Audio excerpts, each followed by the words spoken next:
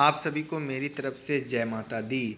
मैं आप सभी को एक बहुत ज़रूरी बात बताने वाला हूँ कि सभी मनुष्यों में इतनी शक्ति होती है कि इसी जन्म में परमात्मा की प्राप्ति कर सकते हैं, और जो इस बात को नहीं मानते हैं वो स्वयं मूर्ख होते हैं। क्योंकि भगवान ने मनुष्य को एक समान बनाया है, लेकिन बस अंतर यह है कि किस मनुष्य ने किस बुद्धि से, किस व्यवहार से, किस समाज में अपने आप को पाला है, पोसा है, बढ़ा किया है, और उसकी कैसी संगत है और कैसा परिवेश में वो रहता है। इसी के अनुसार भगवान की भक्ति हमें प्राप्त होती है।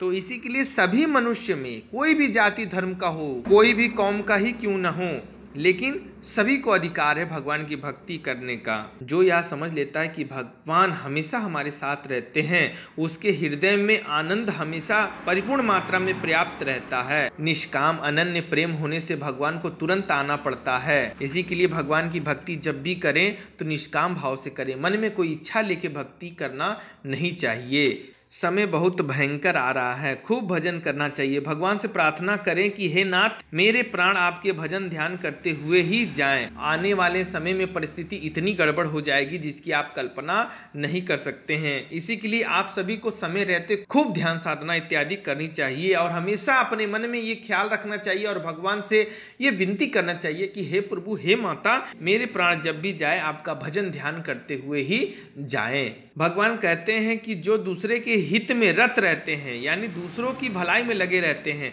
उनके लिए मैं दुर्लभ नहीं हूं, यानी उसके लिए मैं कठिन नहीं हूं। यानी जो दूसरों का मदद करता है, सहयोग करता है, उसके लिए भगवान को प्राप्त करना बहुत ही आसान होता है, सटीक होता है। भगवान ही एकमात्र हैं जो बिना कारणवश भक्तों से बड़े प्रेम करते हैं, उन्हें एकमात्र के लिए भी अकेला नहीं छोड़ते हैं। भगवान के भक्त के अंदर हमेशा ये भावना होनी चाहिए कि मैं जब चलता हूँ तब भगवान चलते हैं, जब मैं बैठता हूँ तब भगवान बैठते हैं, जब मैं खाता हूँ तभी भगवान खाते हैं, और वो मेरी आंखों से एक पल के लिए भी ओझल नहीं होते हैं, यानी कभी भी मेरे पास से दूर नहीं जाते हैं, क्षण मात्र के लिए भी दूर नहीं जाते हैं। भगवान अपने सच्चे भक्त को वाकई एक पल के लिए अकेला नहीं छोड़ते हैं। भले ही आपको महसूस ना होता हो, भगवान दिखाई ना देते हो, लेकिन भगवान एक पल के लिए भी आपको अकेला नहीं छोड़ते हैं। भगवान के भक्त को सात्विक कर्म अधिक से अधिक करना चाहिए, क्योंकि जो जितना ही सात्विक कर्म करता है उसकी मुक्ति उतनी ही जल्दी होती है। चलते फिरते, उठते बैठते, खाते पीते, सोते जगते,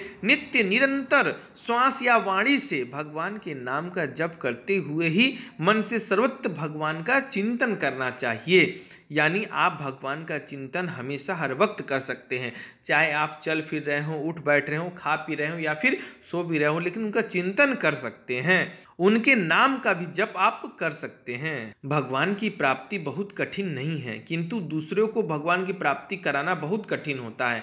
यानी अगर आप भगवान की भक्ति करना चाहे तो आपकी इच्छा, आप जितनी देर तक उतनी देर तक पाठ कर सकते हैं, आरती आराधना कर सकते हैं, लेकिन यही काम अगर आप दूसरे को कराते हैं, अपने करीबी मित्र को, चाहे रिश्तेदार को, चाहे किसी को भी, तो वो बहुत कठिन होता है। क्योंकि बिना लालच के कोई जल्दी भगवान के पास जाना नहीं चाहता है। इस संसार में कोई प्रेम करने लायक है तो वो एक ही है, वो है परमात्मा। उसके अलावा सब स्वार्थी हैं, चाहे वो कोई भी हो। भगवान का भक्त जब भगवान को देखता है तब उसके रोम रोम में प्रेम व्याप्त हो जाता है। जी हाँ, बिल्कुल सत्य बात है।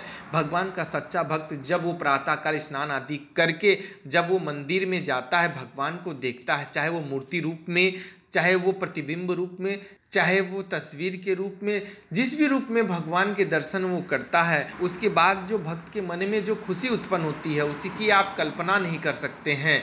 भगवान का भक्त भगवान का दर्शन करके अंतर मन से इतना प्रसन्न होता है कि उसकी खुशी का ठिकाना नहीं होता है। क्योंकि जो भक्त भगवान से सच्चा प्रेम करते हैं वो उनके दर्शन के लिए बिल्कुल व्याकुल होते हैं, चाहे वो प्रत्यक्ष दर्शन हो चाहे अप्रत्यक्ष दर्शन हो। अगर मेरे द्वारा दी गई जानकारी आप सभी को पसंद आई हो तो चैनल को सब्सक्राइब करना बिल्कुल ना भूलें। धन्यवाद। जय माता दी।